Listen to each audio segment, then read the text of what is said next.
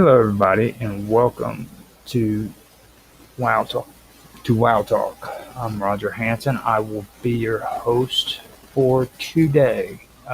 Today we have a very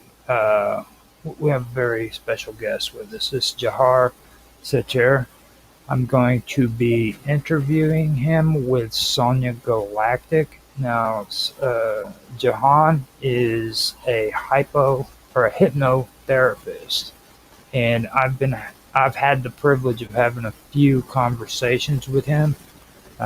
So we started talking, and me, him, and Sonia decided, hey, let's do an interview. So we got this started up, and we're going to get to the interview. As well as Jahan and me being here, we also have Sonia Galactic, who's with us tonight. So, welcome.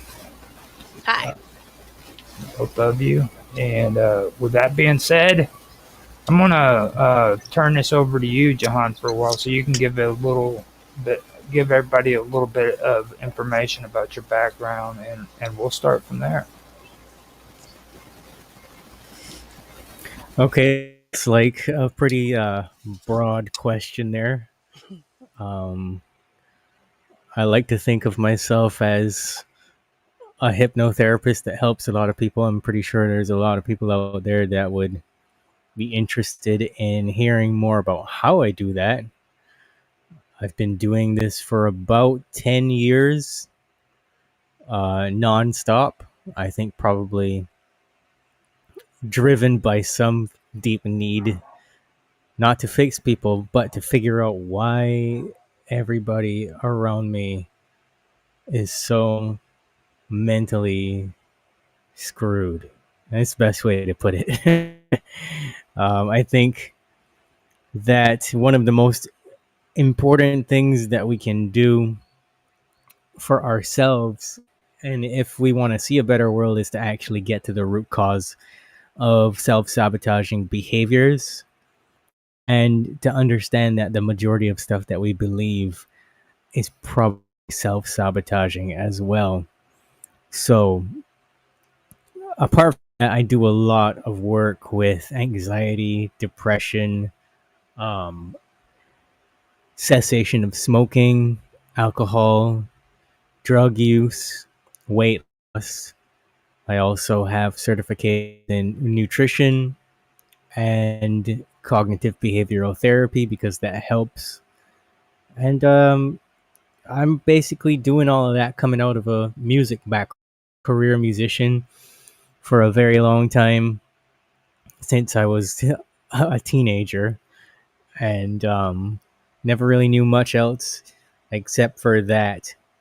But it was kind of the soil that I got planted in and grew, and eventually I needed to be in a bigger pot, so to speak. So I got out of music because of the way that things were in the industry, and decided to go after psychology. And I had already studied psychology at the University of the West Indies, which didn't go as planned because I think I started to wake up to the psychological operation that was conventional schooling, and also started to understand that the ways in the cult of psychotherapy, as I like to call it, wasn't really geared towards healing and moving past issues.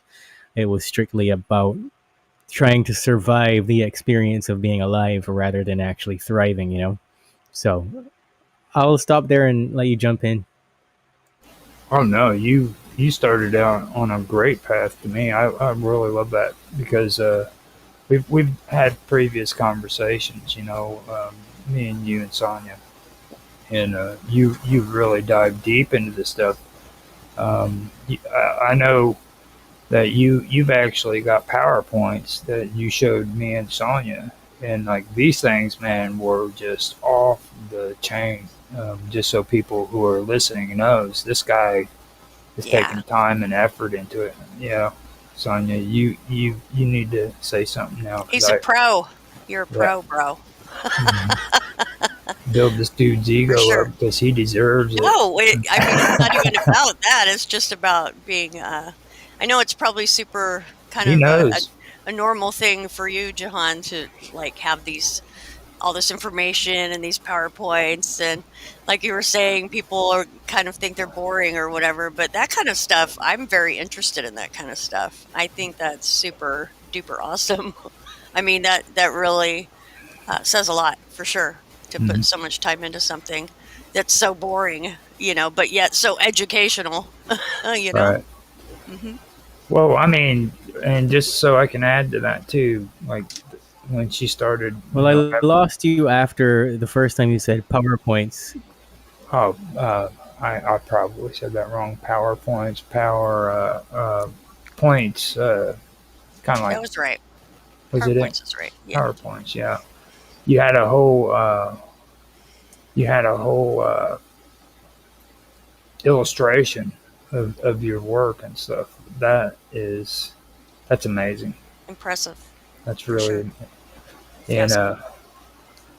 when when uh when Sonia was talking to you, she just reached out to me. She says, "Man, you got to meet this guy. You got to meet this guy." You know what I mean? Because I'd already been kind of dabbing into a lot of these subjects, and when we started talking, you started saying all the right stuff that I was really interested in. So, just wanted to say that. Um, All the right stuff.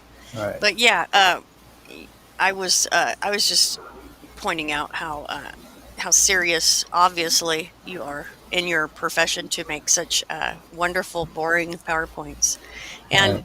and to have all this information that most folks kind of would think is boring. Which me and Roger, obviously, we love that kind of stuff. So Mhm. here we are. Right. Yep.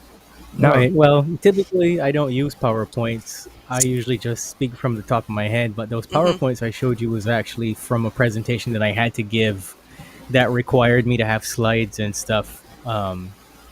And doesn't even really do justice to the wealth of knowledge that I have in my head. Hmm. So it's actually harder to speak with the PowerPoints than it is to actually just go right off the top of my head, you know? Okay. Wow. Wow. Okay. Well, I mean, if you want, I can search you out in something that really first started getting me curious and see what your perspective is on this. Okay, go for it. Okay. With you, what do you feel is the difference between being mesmerized and hypnotized? First off.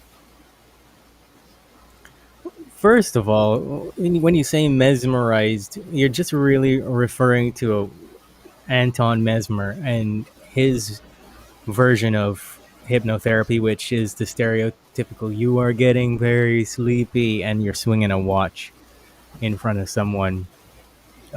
So being mesmerized is all about having a narrowing of focus, which essentially is almost the same thing as trance induction, but it's a very light state of trance. So here are the things that narrow focus: screens,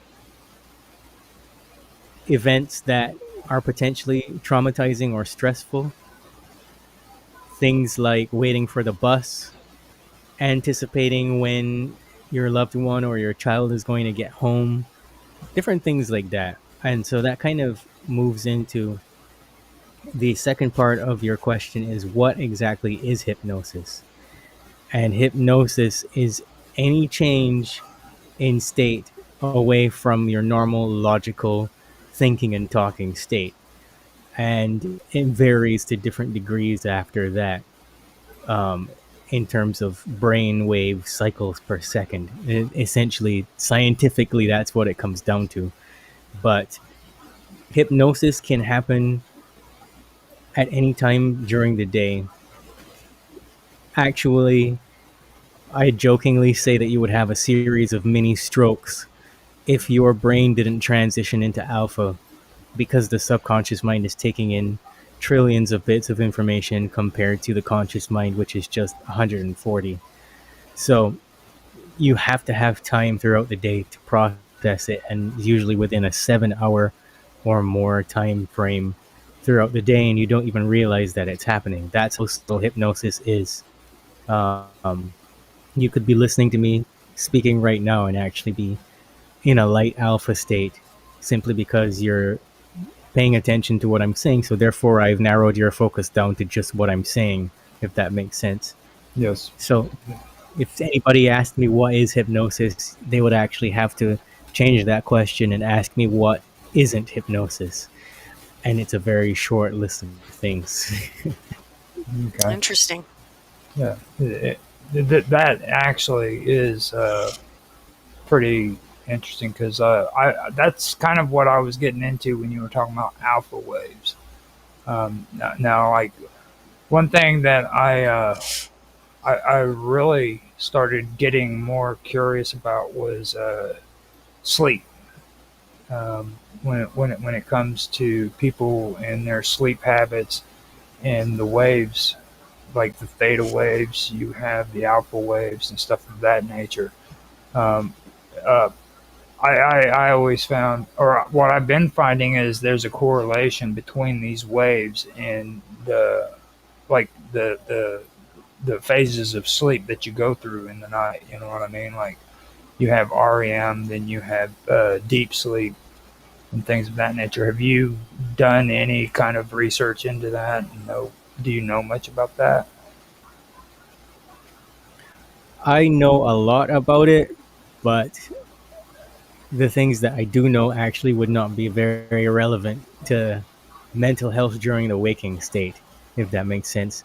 Um, as it pertains to hypnosis, you're very suggestible when you're actually asleep because what's called the critical faculty, which is just a fancy name that's given to the doorway between the conscious mind and the subconscious mind, is wide open. And so you're transitioning through into the deepest level of cycles per second. I forget the exact number right now, but it's kind of like being a baby. You come into the world, your subconscious is wide open. Any information that you're given is received as truth. There's Mm-hmm. nothing to debunk it or deny it. And there's so much information coming in that even if you could wake up and think about it, you wouldn't be able to track it all. You wouldn't be able to analyze it or anything. So you're really mostly taking that in through your auditory faculty because obviously your eyes are closed and you're not Mm-hmm. taking in much of anything else.